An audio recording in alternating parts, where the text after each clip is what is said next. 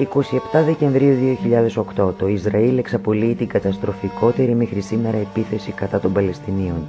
22 ημέρες φυροκοπεί τη λωρίδα της Γάζας για να τιμωρήσει τη Χαμάς που εκτοξεύει αυτοσχέδιες ρουκέτες στο έδαφος του. Το φωνικό αποτέλεσμα προδιαγεγραμμένο, η άνηση μάχη προφανής, αλλά ο πραγματικός χαρακτήρας της επίθεσης αποτυπώθηκε μέσα από την εικόνα αυτού του πολέμου. Χτύπησαν ακόμη και σχολεία και αποθήκες του ΟΗΕ. Σε μία πόλη προσφύγων, ετούτος ο πόλεμος, πρόσθεσε 50.000 υπό την προστασία του ΟΗΕ και άλλες 50.000 που κατέφυγαν σε συγγενικές οικογένειες. This is the only family here, the Christian family in this area, and we are in a good relation, in a good like family. Στη συνοικίαση Χραντουάν το μοναδικό χριστιανικό σπίτι βομβαρδίστηκε 2 φορές. Μέσα στα ερείπια επέζησε ένα περιστέρι. Φοβάται να πετάξει, λένε τα παιδιά. Μπετλάγια, βιώσεις και χαλάσματα έχουν γίνει ένα μετά την άγρια εισβολή των Ισραηλινών στρατιωτών.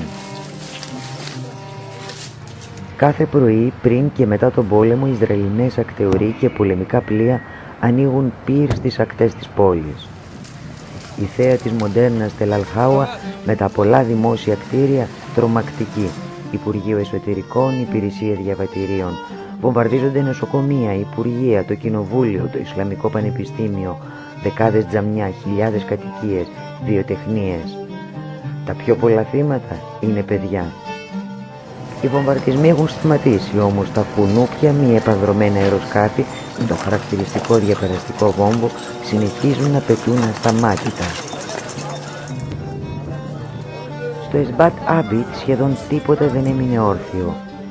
Από πενταόροφα σπίτια μέχρι υπαίθρια μαγαζιά, βιοτεχνίες και συνεργεία.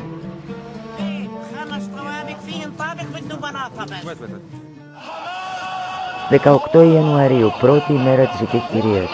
Η Χαμάς και άλλες παλαιστινιακές οργανώσεις δηλώνουν παρόν. Η Χαμάς είναι εδώ και η Κασάμ είναι εδώ, η στρατιωτική πτέρυγα της οργάνωσης.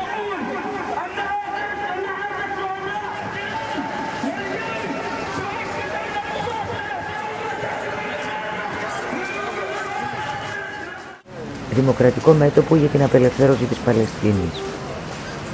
Είμαστε έτοιμοι για τον επόμενο πόλεμο που θα επιχειρήσει το Ισραήλ.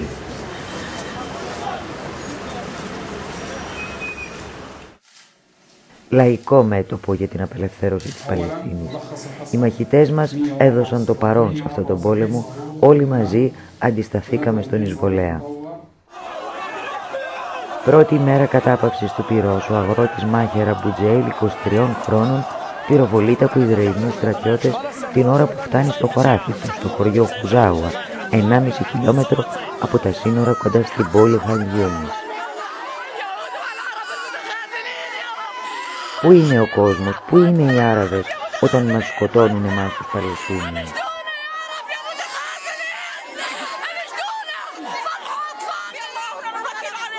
Μας έκαψαν τα δέντρα μας, έβαλαν φωτιά στα σπίτια μας, κατέστρεψαν το βιός μας. Όσο αναπνέουμε θα αντιστεκόμαστε. Αντιστεκόμαστε. Εδώ θα είμαστε πάντα, εδώ θα μείνουμε στη δική μας γη. Ατάτρα, περιοχή ανατολικά της Γάζας. Μετά τη χερσαία εισβολή και τις άγριες μάχες που ακολούθησαν, το 1/3 των οικογενειών βρέθηκαν στο δρόμο.